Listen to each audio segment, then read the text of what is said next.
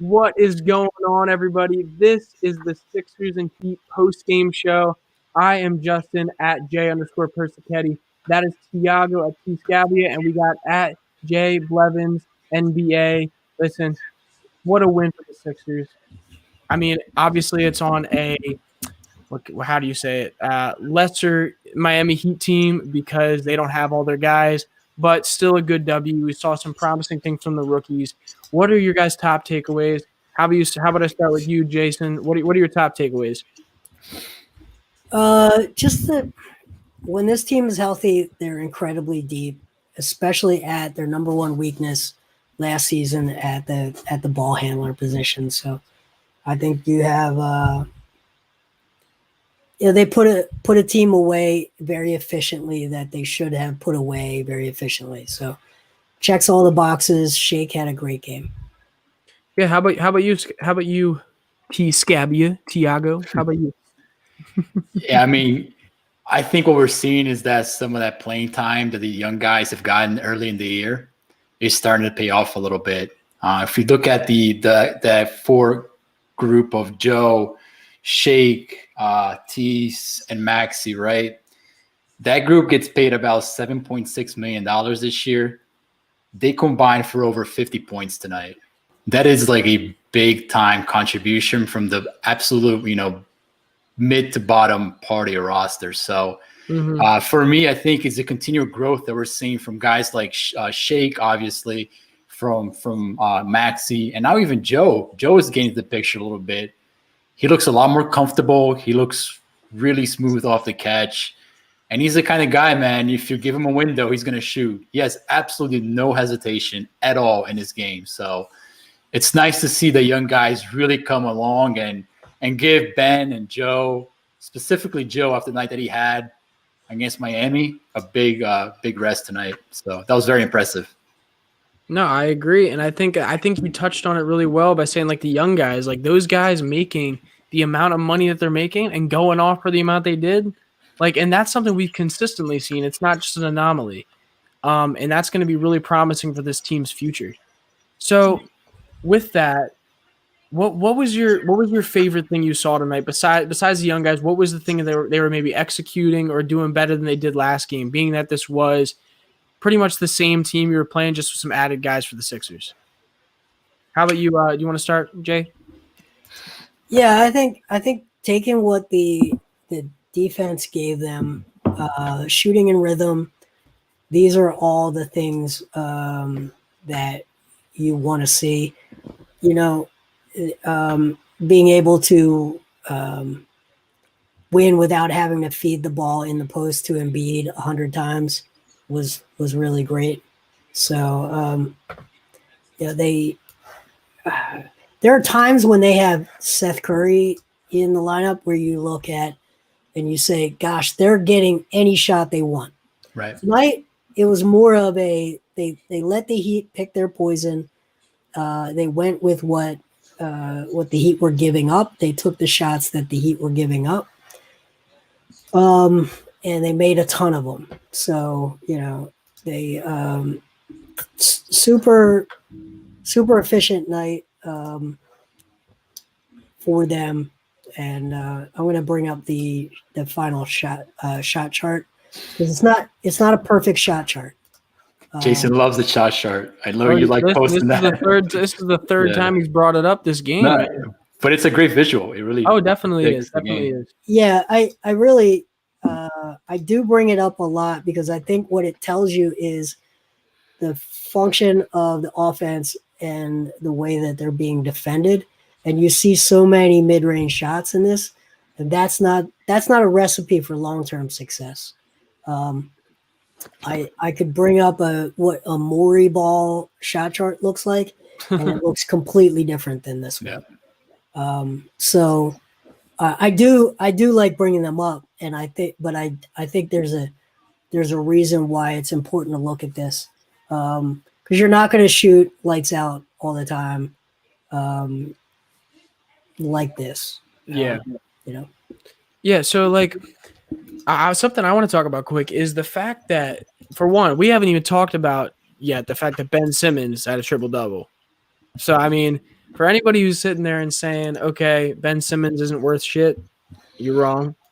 For one, I want to put that out there right now. Two, Joel Embiid, we just won a game. We just scored 125 points for one, I think we should say. Joel Embiid had 9 points. Tell me what game last year, even in any years past, where the Sixers would score 125 points and JoJo didn't have at least 20. Like, honestly, let's talk about that. What do you think it is about this team that we can win a game?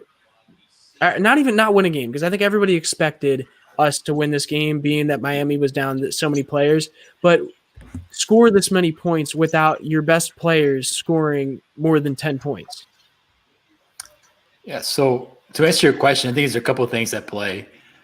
First and foremost, it's making a commitment in a similar fashion that teams like Toronto do to the roster, particularly towards the bottom of the roster. So, you look at a team like the Raptors, they can pull guys off the bench like Terrence Davis, Malachi Flynn, those types of guys, and they can come in and contribute. And the Sixers have started to pivot to that again after a couple of years where they really kind of just punted in the second round of the draft. They really didn't extract as much value, I would say, as they possibly could from the draft. So, having that approach and having the coaching staff to bring those guys along in a pandemic year, we've had no preseason, and they can come in and look competent and look like they can defend and know what they're doing.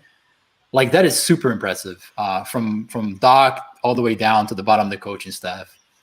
And I think the second thing is the way that the Sixers are defending on the other end is very impressive. I mean, obviously their DNA is defense, starting from Joel down to Ben and Tease and those guys. But they're taking very smart gambles. They're trapping at a high level. I mean, if you go back and watch the game last time, like, Joel had 5 steals. Mm-hmm. And if you watch the game, like, Joel was coming off his man, trapping guys and using his size and using his length to impact defensive possessions.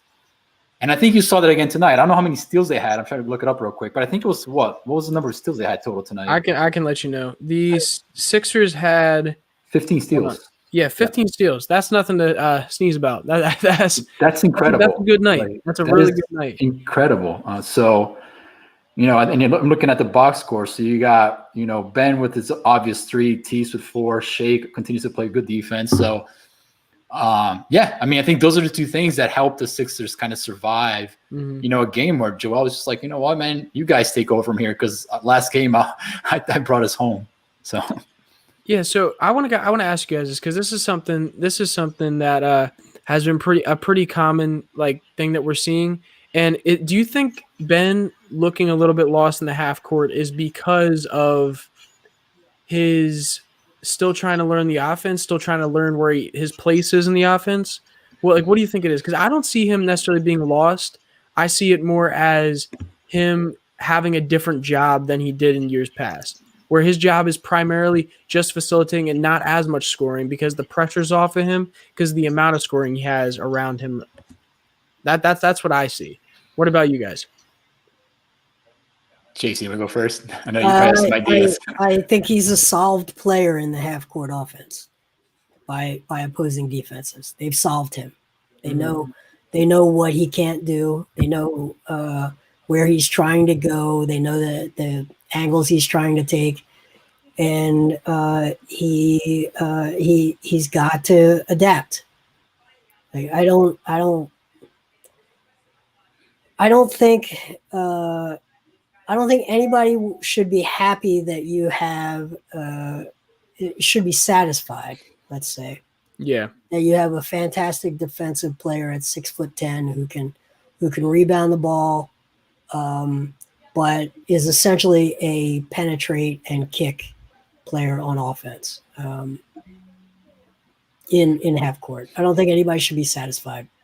It's like it shouldn't be a big controversy about it. But we talked about it during the game. You can't drive in the lane, pick up the dribble, jump in the air, turn your back to the basket, and look for a guy. You have to already know where your guys are. You have to manipulate the defense to create those those passing lanes if you're going to do that.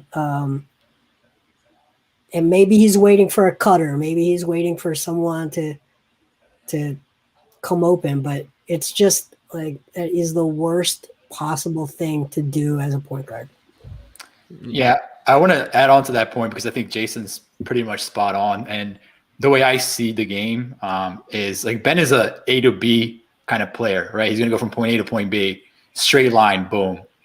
And to Jason's point, like teams have studied him enough to know, like, you know, he's going to try to get to this part of the court or, you know, right down the heart of the lane. So they've devised ways to stop him from getting to point A to point B. If he catches somebody with a bad angle, like forget it. Like he's going to go blow right by that guy and dunk. But that's happening a lot less frequently, obviously. But, you know, to solve that equation, like Ben needs to be able to, if he's not going to develop that jump shot, right? If he's not going to pull up when the shot's there, he's got to develop a counter to that dribble. So, you know, setting up a defender with his eyes or slowing down or hesitating or, you know, changing directions. Those are the things that can kind of, you know, create, you know, openings for him to work with. And I thought he did a little bit better job today of slowing down, but the first game against Miami, like he was just running right down a brick wall every single time. And it's not helping him with turnovers. It's not helping him finish around the rim. Yep. It's been really messy this year so far for him offensively.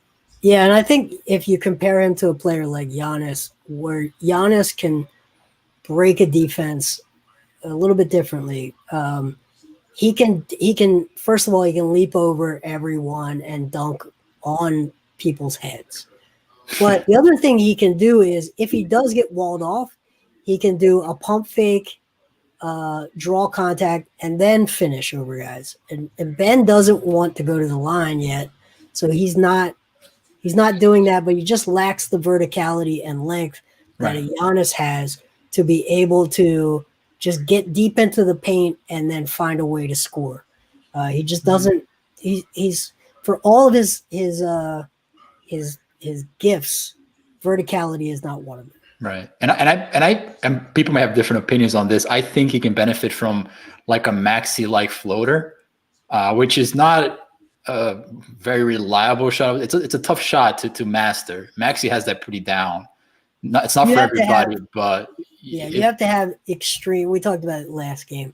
You have to have extreme touch and feel for the ball from the wrist out, and he doesn't have that. Right. You don't want a guy without feathery touch taking floaters. No. All right, let's get into Shake Milton right now. Shake Milton, 31 points, 7 assists, 11 for 15 from the field. He was almost perfect from 3 for 4, and he was perfect from the free throw line. How much more hype can we have around Shake Milton? I mean, he was gone for a week, didn't play, comes back and puts a 30 bomb on a team. And mind you, obviously, this team is very shorthanded, but still, he was making everything. And I think like we already have a lot of love for Shake. I mean, Jay Blevin's got to start with that man. But like this guy is just so exciting to watch. What do you think Shake Milton's ceiling is for this team? Why don't you start, Tiago? Yeah, I am super impressed by Shake because if we rewind the clock back to like last summer league, if you guys recall, I did not see this player. I understand like summer league is summer league and there's a lot of things that happen there, but I always saw Shake as a kind of an off the ball wing kind of player. And the way he has developed, particularly under Doc, has been just super impressive. I tweeted this during the game. I think he's a guy who was born to play under Doc and in that system. And he comes in and he looks extremely under control, maneuvering those screens, attacking the basket. He's obviously stronger. He's finishing through contact. And he can see the court, man. Like he sees where guys are open. He's not a selfish player. He wants to get other guys involved. And, I think that for what they're paying him, the type of player that he is and his ceiling, it's everything you want out of a guy coming off the bench. Absolutely. Yeah, I was at that summer league that he struggled. Yeah. He was in the process of becoming a point guard I think he might have been the only point guard on that summer league team.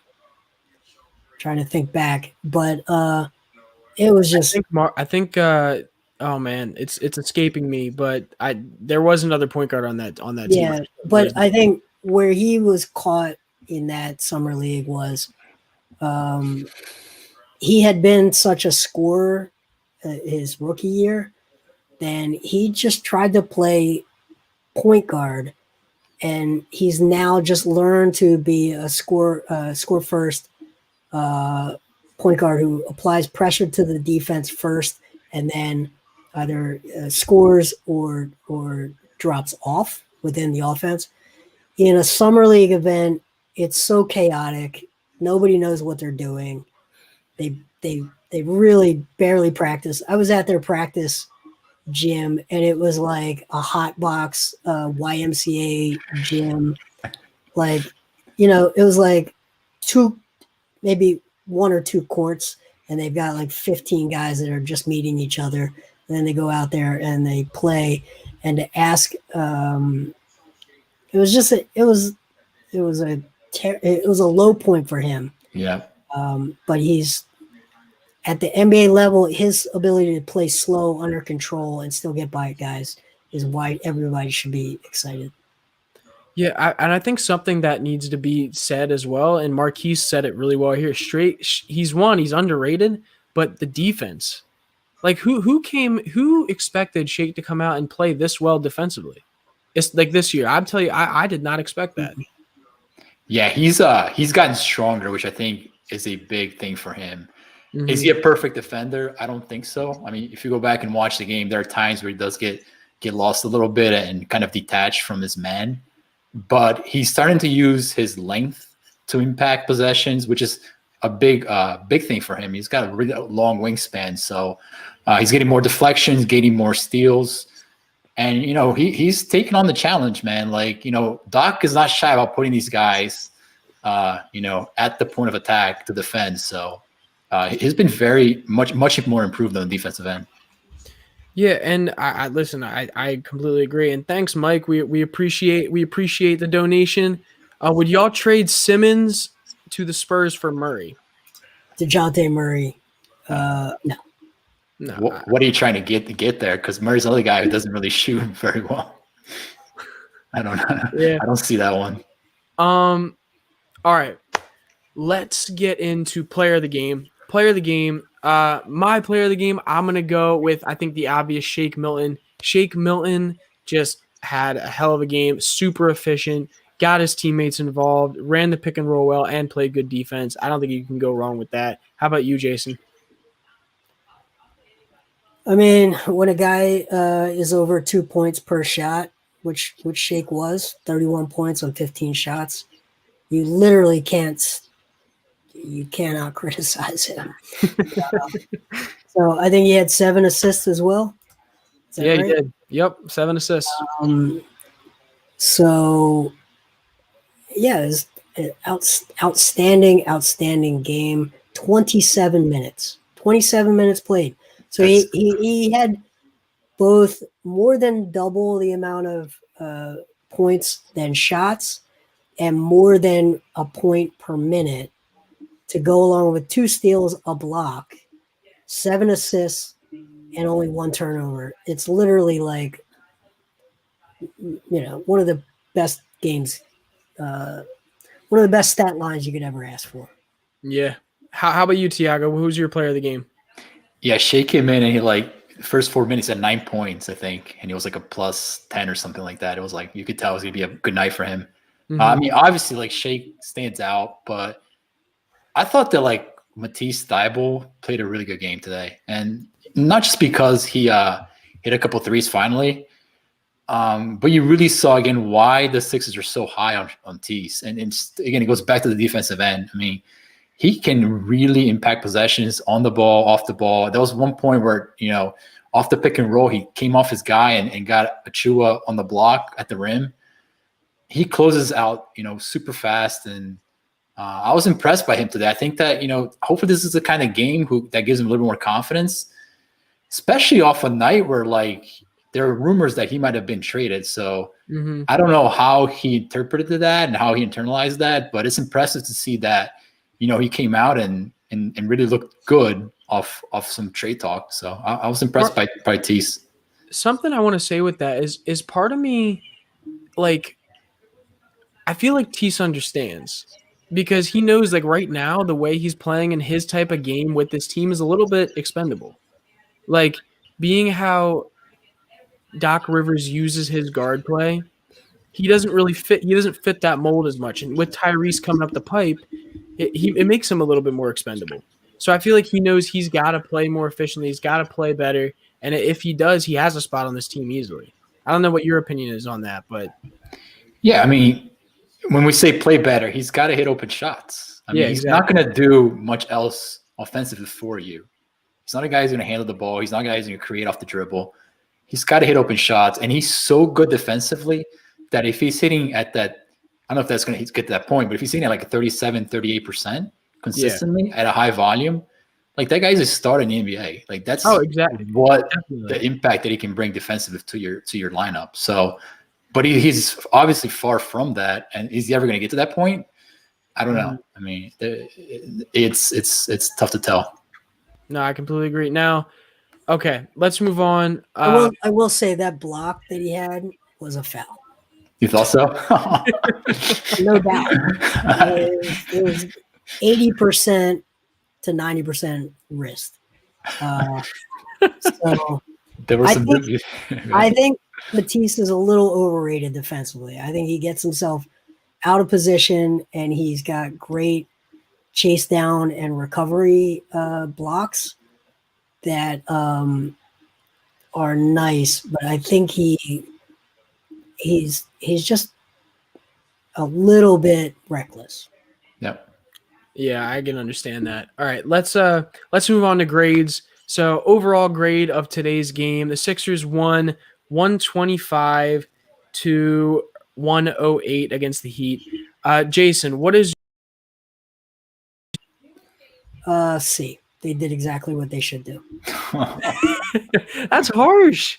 That's hard. Your boy Shake Milton goes off for 30, and but we're talking about the team grade, right? They did exactly. You're right.